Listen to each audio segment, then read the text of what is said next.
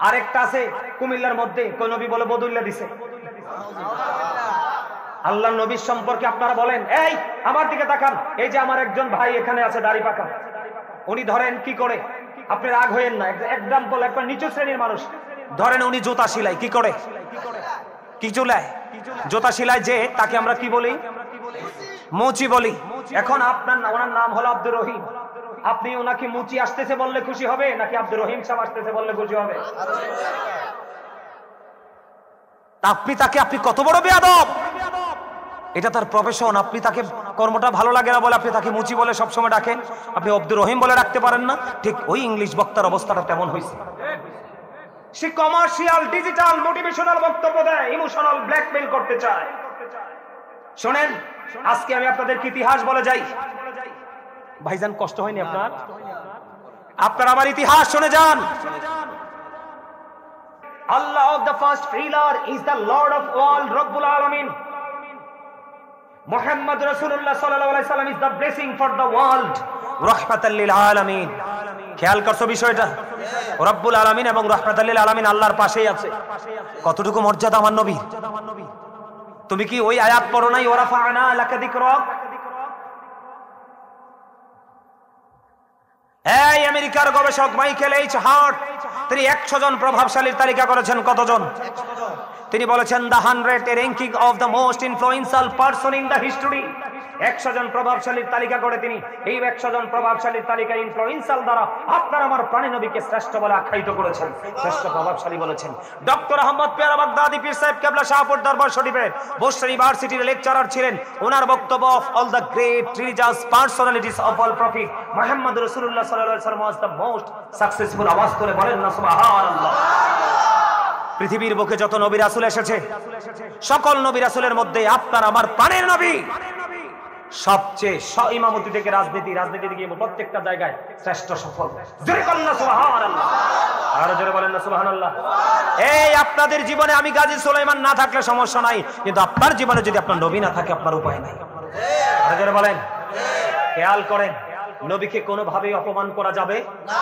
সবচেয়ে বড় বিষয় হলো আল্লাহ কোরআনে বলেছে আমার হাবিবকে তোমরা কি বলো না, রাইনা, রাখাল বলো না। আরে আমার নবীর তো ছিল আপনার আমার জন্য শিক্ষা। কথা বলেন না কেন? এখন আমাদের সুন্নিয়তের কিছু দালাল হলুদ মার্কা কিছু বাইরে হয়েছে, আজকে মাহফিলে রওনা দেওয়ার সময় দেখছি ওর পক্ষে সাফাই গায়। দাদা ভাই বুঝছেন নি? ওর পক্ষে সাফাই গায়। আপনার ভালো করে খুঁজে নিয়ে, নাম বলবো না। উনি তো নবীকে অপমান করার চিন্তা নিয়ে বলে নাই, এইটা না হয় চিন্তা নিয়ে বলে নাই। পরে যেটা বলছে খাদিজা নবীকে অর্থ দিয়ে ধনী বানিয়ে দিয়েছে, এটা কোন ধরনের আচরণ? কথা বলেন না কেন? এই বেটা বৈকুব স্টুপিডের মতো কথা বলো কেন? মা খাদিজা স্বপ্নে দেখছে আকাশ থেকে চাঁদ যেন এসে তার বুকে আশ্রয় নিয়েছে। তৎকালীন সময়ে ধর্মযাজক ছিলেন Waraqa ibn Nawfal. Waraqa ibn নওফেলের কাছে যখন গেল যে আমি স্বপ্ন দেখেছি আমার বুকে চাঁদ যেন এসে ঠাঁই নিয়েছে, আর এই চাঁদকে আমি বুকে আঁকড়ে ধরে আমি শান্তি পেয়েছি, প্রশান্তি পেয়েছি, এটার মানে কি? এবার ওয়ারাকা ইবনে নওফেল ডাক দিয়ে বললেন খাদিজা, খাদিজা, খাদিজা তোমার খুশনসিব, ও খাদিজা তোমার খুশনসিব, তোমার এই স্বপ্নে আমি বুঝতে পেরেছি আল্লাহর প্রিয় হাবিব আখির নবী পৃথিবীতে আসবে, আর ওই নবীর বিবি হবে তুমি খাদিজা। আমার নবী জোর করে খাদিজা থেকে নেয় নেয়, খাদিজা প্রেমে পড়ে, খাদিজা নিজেকে আমার নবীর কদমে উৎসর্গ করে দিয়েছে। তুমি সেই দৃষ্টিতে তাকাও। উনি বুঝাইতে চাইছে আমার নবীর চাইতে খাদিজা দামি। বক্তব্যটা শুনবেন আপনারা ভালো করে, আপনাদের বাচ্চাদেরকে বুঝাবেন।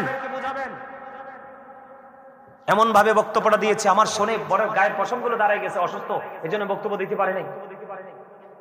আমার কথা বুঝতে পারছে? আর জোরে বলেন বুঝতে, যুবক বুঝতে পারছো? এই যুগে যুগে এরকম আমার নবীকে অসম্মান অপমান করার মতো লোক আসবে, তুমি তার মাথা ফাটাতে পারবা না, কিন্তু মন থেকে ঘৃণা করতে পারবা। গোটা পৃথিবীর মুমিন মুসলমানকে আমি আজকে আহ্বান করব, আপনার এই বক্তব্যকে ঘিরে নবীর প্রতি শ্রদ্ধা এবং বক্তব্যের প্রতি ঘৃণা তৈরি করেন, তাহলেই আপনি হবেন সচ্চা ঈমানদার। অন্যথায় নামাজ পড়তে পারেন, রোজা পড়তে পারেন। এই বক্তার বক্তব্য শুনলে আমার কি মনে হয় জানেননি দাদা ভাই? ওই যে আল্লাহ যে বলেছেন ইউদিল্লু বিহি কাসীরা ওয়া ইয়াহদি বিহি কাসীরা, আমার আল্লাহ কোরআনে বলেছে, আল্লাহ কোরআন দিয়ে কাউকে হেদায়েত দিয়েছে, কাউকে আবার পথভ্রষ্ট, কাউকে জান্নাতি করেছে, কাউকে জাহান্নামী করেছে। আমার মনে হয় ওই বক্তা ওই কোরআনই পড়েছে।